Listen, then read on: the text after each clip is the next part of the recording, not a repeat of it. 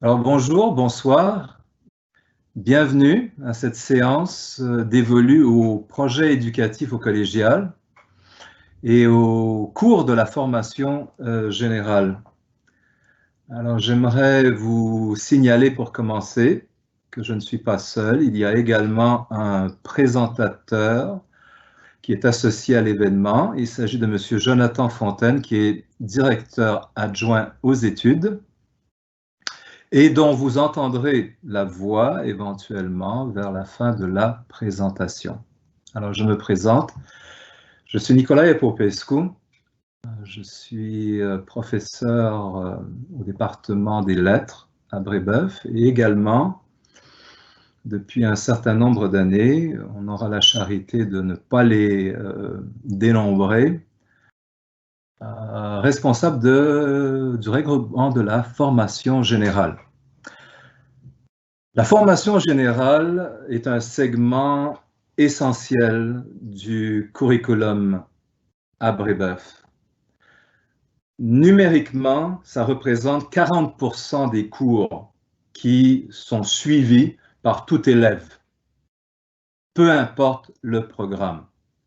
Il fut un temps où on s'y référait en disant la formation fondamentale.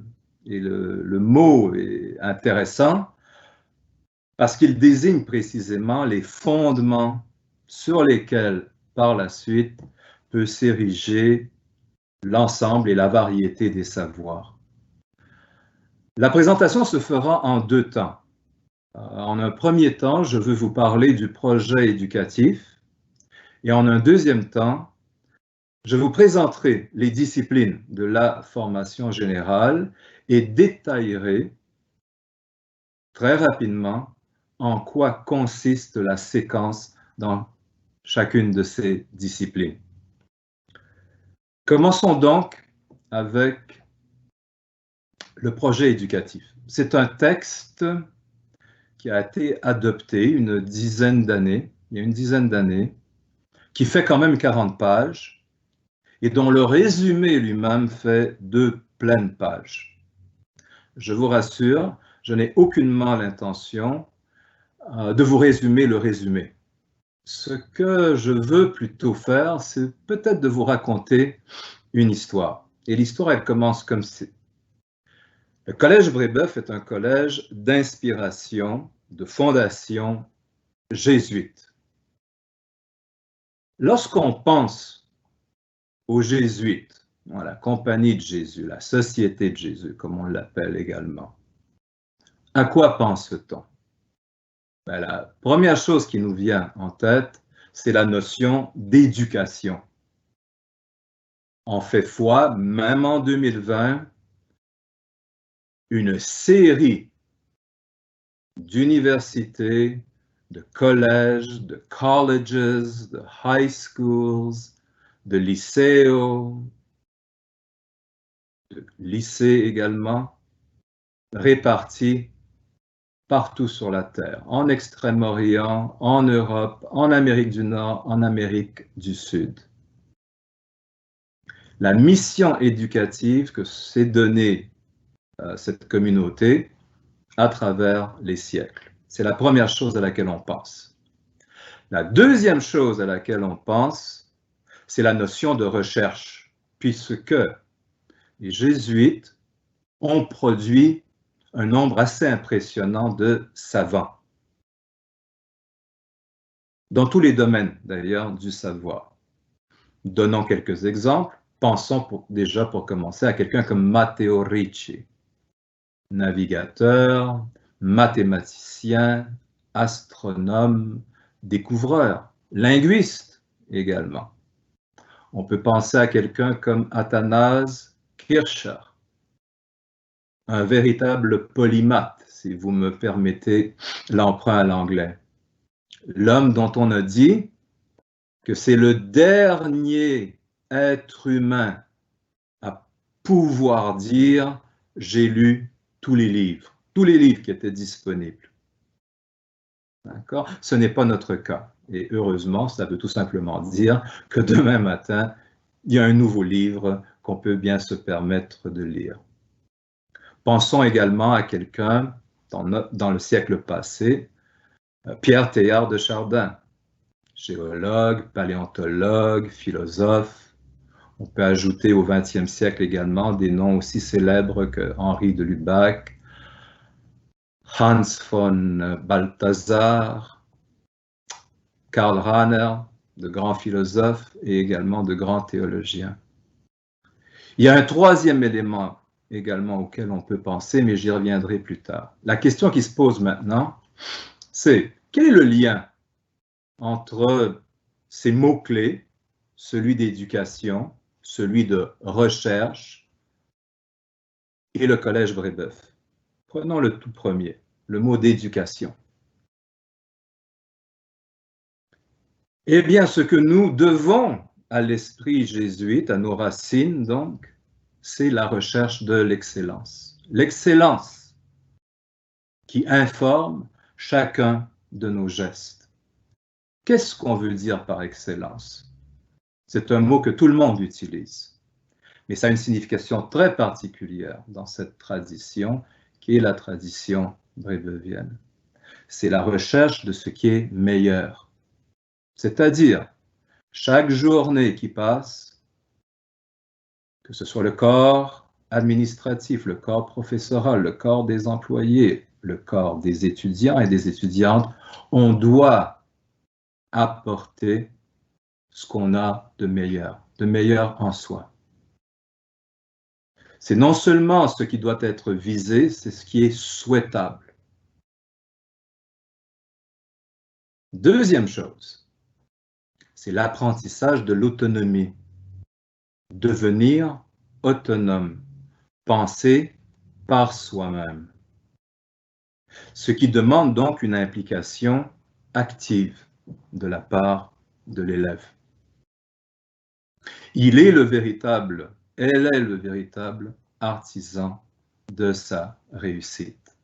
Ce n'est pas quelqu'un qui peut travailler à sa place, c'est l'élève qui devient à la fois le moteur et le bénéficiaire de son effort.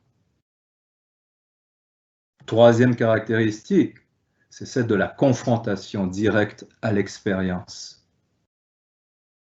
Dans le cas qui nous intéresse, dans nos disciplines, à nous, de la formation générale, c'est se confronter au texte directement, essayer de comprendre ce que ce texte peut vouloir dire, ce qu'il a signifié à l'époque où il a été rédigé, ce qu'il signifie pour nous maintenant, ce qu'il signifie pour moi en tant qu'élève. Qu'est-ce que moi j'en retire en m'y confrontant, en l'interprétant, en le travaillant directement. Et puis quatrièmement, nous privilégions également une perspective historique. J'irai même plus loin, une perspective canonique. Par la fréquentation des grandes œuvres, celles qui ont marqué leur époque et qui ont également fait de nous ce que nous sommes devenus. Pour ce qui est de la recherche maintenant, il ne faut pas l'entendre dans le sens d'une recherche scientifique en laboratoire. Mais de la même façon que ces gens que je vous ai nommés ont ajouté au savoir humain, ont découvert des choses qui n'étaient pas sues auparavant, il y a un parallèle à faire. Et ça passe pour commencer par la culture de la motivation. Le mot, étymologiquement, veut dire mettre en mouvement. C'est soi-même qu'on doit mettre en mouvement par sa curiosité, par son sens de l'initiative. On devient, je le répète, à la fois le moteur et également le bénéficiaire de son effort.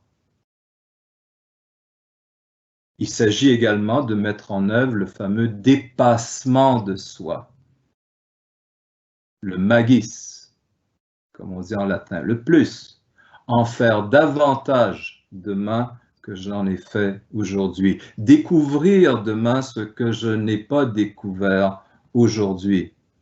toujours se lancer des défis et aller dans la mesure du possible plus loin. Et troisièmement, ça passe également par une acquisition des divers langages. Ça veut dire pour commencer le français, qui est non seulement évidemment la langue première, la langue de communication, mais également la langue de culture du collège. Perfectionner sa maîtrise du français, mais pas seulement du français, également de l'anglais, puisque c'est devenu, que ça plaise ou non, là n'est pas la question, la véritable lingua franca. C'est la langue de la communication du savoir de nos jours. Et si on veut parler autre chose qu'une espèce de globish, il faut là aussi arriver à perfectionner la maîtrise de l'anglais. Français, anglais, et pourquoi pas espagnol, allemand, qui sont également des langues offertes au collège, et des cours qui sont extraordinairement populaires. Mais je vous avais promis une troisième caractéristique lorsqu'on pense à la compagnie de Jésus. Mais c'est le tournant qu'a effectué la société il y a une cinquantaine d'années vers davantage de justice sociale. Comment est-ce que cela est représenté au collège? Mais c'est par le développement de la culture, du sens de la solidarité humaine. Que ça passe par l'entraide, que ça passe par les travaux d'équipe, que ça passe par le tutorat de ceux qui sont en deuxième collégiale et qui aident ceux qui viennent d'arriver.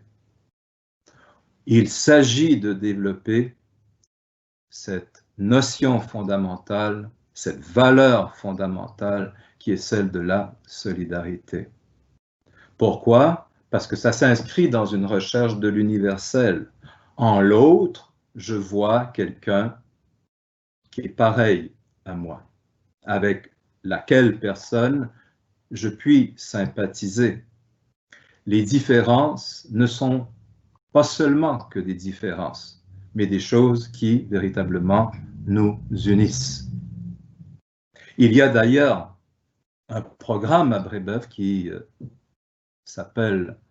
s'intitule La distinction Brébeuf.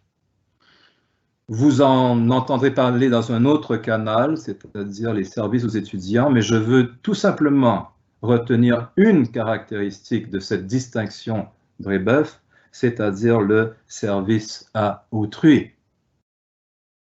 C'est-à-dire la capacité qu'a l'élève, en partant de ses forces, de ses talents, de ce en quoi il ou elle est bon, et de donner à la communauté, de donner à autrui un peu de son temps, un peu de son effort, afin de venir en aide. Nous estimons que c'est une des caractéristiques également fondamentales de l'institution, afin de devenir, et c'est l'adage ici, des femmes et des hommes pour les autres. Être en mesure donc non seulement d'entrer en contact avec l'autre, mais de pouvoir être de service à autrui, de contribuer à ce bien collectif. Si nous récapitulons, l'éducation, la recherche, au fond, c'est soi, n'est-ce pas?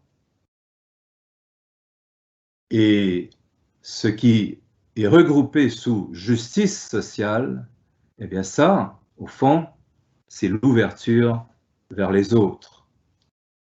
S'occuper de soi, c'est très bien.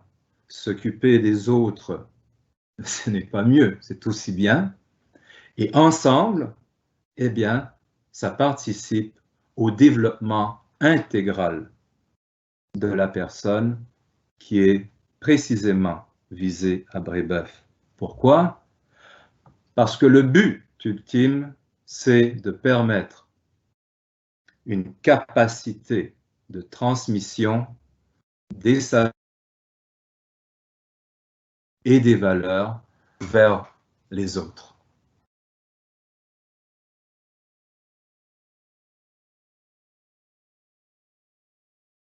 Je pense que l'on peut continuer en présentant maintenant la formation générale. Elle est constituée de 4 disciplines. D'accord? Il s'agit, je ne commencerai pas par la mienne, par politesse, il s'agit de la philosophie, de l'anglais, de l'éducation physique et de la littérature. Alors, si vous permettez, je vais maintenant tout simplement essayer de vous montrer comment fonctionnent, n'est-ce pas, ces cours, le nombre de cours, en quoi consiste la séquence. Et commençons, si vous le voulez bien, par la philosophie. Il y a 3 cours de philosophie à suivre. Le tout premier s'intitule « Philosophie et rationalité ». Il s'agit d'une introduction à la philosophie, à la culture antique, gréco-latine, et à une exposition sérieuse à ces textes fondateurs. Au fond, ce cours répond à une question: que sais-je? Voici des exemples de ce que l'on peut lire au sein de ce premier cours de philosophie. Il y aurait par exemple la République de Platon, ou encore l'éthique à Nicomaque d'Aristote. Le premier cours est suivi d'un second qui s'intitule « Les conceptions de l'être humain ». Et ce cours étudie les diverses constructions théoriques de l'idée même d'être humain, à partir de l'âge classique et jusqu'à la période contemporaine. La question à laquelle répond ce cours, c'est plutôt la question « Qui suis-je » Et voici quelques exemples de textes qui pourraient y être vus. Les méditations métaphysiques de Descartes, le discours de l'origine et des fondements de l'inégalité parmi les hommes de Rousseau, ou encore l'existentialisme est un humanisme de Sartre. Il y a finalement un troisième cours, éthique et politique, qui présente les diverses conceptions de l'être collectif, c'est-à-dire les représentations du fonctionnement social. Et ce qui répond donc à la question « Que peut-on faire ?» Voici quelques titres, à titre d'exemple, encore une fois. Les fondements de la métaphysique des mœurs d'Immanuel Kant, de l'utilitarisme de Mill, et finalement une œuvre tout à fait contemporaine, Comment former le citoyen du XXIe siècle de Martha Nussbaum. Parlons, si vous le voulez bien, de l'anglais maintenant. Le mode de fonctionnement est bien arrêté. Il y a pour commencer un test de classement. Test de classement qui place l'étudiant, l'étudiante, à un certain niveau d'anglais. Il s'agit de déterminer la force pour commencer afin d'attribuer le bon cours, la bonne méthode à la personne concernée. Alors, il y a exactement 4 niveaux et qui sont constitués des caractéristiques suivantes. Le premier niveau est un niveau débutant, c'est-à-dire l'anglais élémentaire. Il s'agit de suivre 2 cours. Un premier qui assoit davantage les bases grammaticales, syntaxiques, et un deuxième dans lequel la mise en pratique, n'est-ce pas, de ces acquis se fait. Je vous rassure, on lit évidemment des textes dans les 2 cours. Le deuxième correspondrait à un anglais intermédiaire, c'est-à-dire des gens qui ont quelques notions, mais qui éprouvent encore des difficultés, n'est-ce pas, dans l'expression orale et écrite.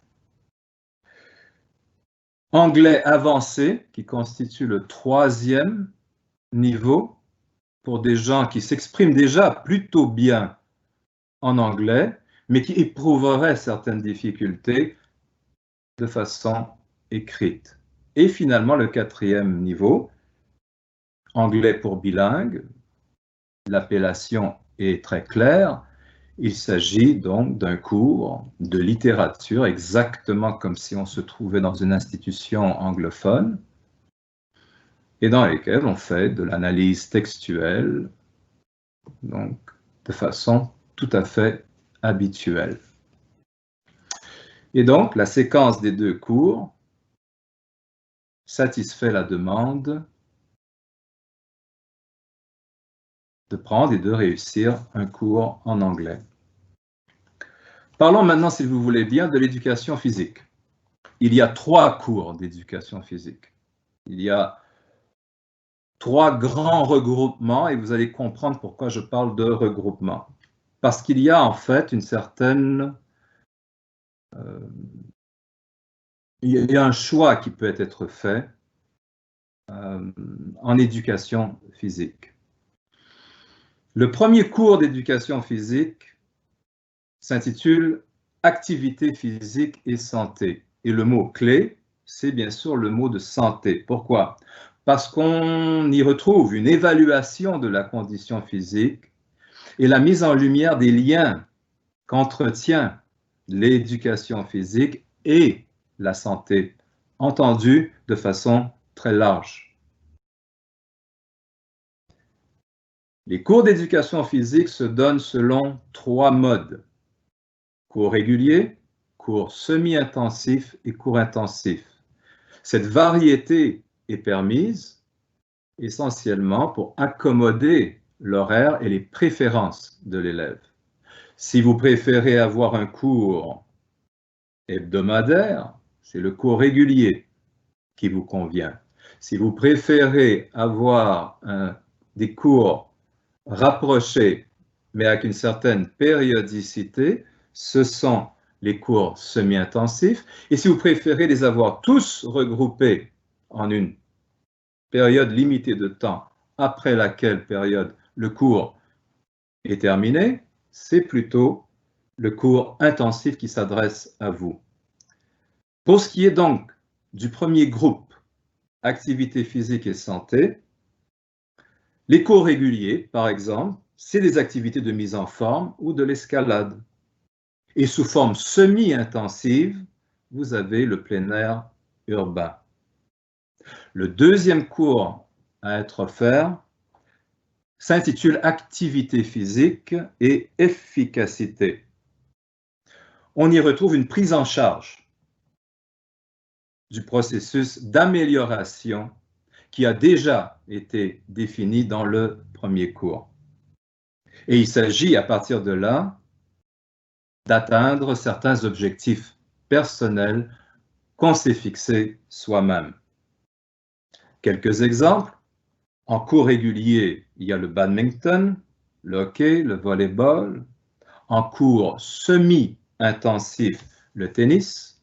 Et finalement, en cours intensif, le canot-camping ou encore la randonnée pédestre. Finalement, troisième et dernier cours, activité physique et autonomie. Le mot le dit, et d'ailleurs on en avait déjà discuté lors de la présentation du projet éducatif. Première constatation, ce troisième cours se veut une synthèse des 2 premiers. On y procède au raffinement des connaissances, des liens entre l'activité physique et la santé. On y établit des objectifs qui vont dépasser le cours lui-même, des objectifs qu'on peut se donner ensuite tout simplement en tant que personne et qui préparent donc l'élève pour les moments à venir après le diplôme. Et finalement, ma propre discipline, c'est-à-dire la littérature. Il y a 4 cours de littérature. Le tout premier s'intitule « Écriture et littérature » et couvre la période qui va du Moyen-Âge jusqu'à la Révolution française. Donc essentiellement, on y voit le Moyen-Âge, la Renaissance, l'âge classique et également le siècle des Lumières. On pourrait y lire, par exemple, un des romans du cycle arthurien, que ce soit Lancelot, Yvain, Perceval. On peut lire des poèmes de Louise Labbé ou encore de Pierre Ronsard ou de Joachim du Bellay. On peut lire La princesse de Clèves de Madame de Lafayette. Et pour ce qui est du XVIIIe, du siècle des Lumières, Les liaisons dangereuses de Choderlos de Laclos, ou encore Zadig ou Candide de Voltaire. C'est ce qui constitue la matière du premier cours. Le deuxième cours, lui, couvre le XIXe siècle. Uniquement le XIXe siècle, qui est un siècle important, puisque avec le XXe, il constitue véritablement la genèse de notre modernité. Dans le cours de XIXe, on voit de façon prépondérante le romantisme, on voit par la suite le réalisme, le symbolisme et finalement le naturalisme. Bien qu'il s'agisse d'un seul siècle, comme vous voyez, ce n'est pas la matière qui manque. On peut y lire, par exemple, René de Chateaubriand ou Adolphe de Benjamin Constant. On peut lire La peau de chagrin de Balzac ou Le rouge et le noir de Stendhal. On peut lire les poèmes de Baudelaire, les poèmes de Verlaine, les poèmes de Rimbaud. On peut lire Germinal ou L'Assommoir de Zola. Voilà le type de textes qui sont pratiqués dans le cadre de ce cours. On arrive au troisième cours. C'est le cours de littérature du XXe et du XXIe siècle. Encore une fois, tout un semestre dévolu à un seul siècle, parce que c'est un siècle très important. On y voit le classicisme du début du siècle, qui sera suivi du dadaïsme. On y voit le surréalisme, on y voit l'existentialisme. Et on finit par la postmodernité dans laquelle nous nous trouvons. On peut lire des choses aussi variées que L'immoraliste de Gide. On peut lire La chute de Camus. On peut lire les poèmes de Breton, d'Éluard. On peut lire les nouvelles orientales de Yourcenar. On peut lire L'amant de Duras. Les choix ici sont en fait innombrables. Et finalement, pour couronner le tout, un quatrième et dernier cours, et à Brébeuf on le fait à bon escient dans cet ordre, on s'occupe de toute cette littérature que je viens de décrire, et on aboutit à la littérature québécoise, canadienne, française et québécoise, depuis ses origines et jusqu'à maintenant. Et certains noms déjà évoqueront le paysage, les poésies d'Émile Nelligan, Le Survenant de Germaine Guèvremont, Anaïs Barbeau-Lavalette, Anne Hébert et les Fous de Bassan. Encore une fois, ce ne sont pas les choix qui manquent. Voilà donc tout un programme. Et je vous rappelle que cela constitue 40% des cours qui sont suivis à Brébeuf, peu importe le programme dans lequel on choisit d'étudier. Alors, Je vous ai parlé du projet éducatif. Je vous ai parlé également de la formation générale et de ses cours. J'espère que le lien entre les deux vous a paru aussi clair que possible. Et si jamais il y a des questions, ce serait le moment de les poser.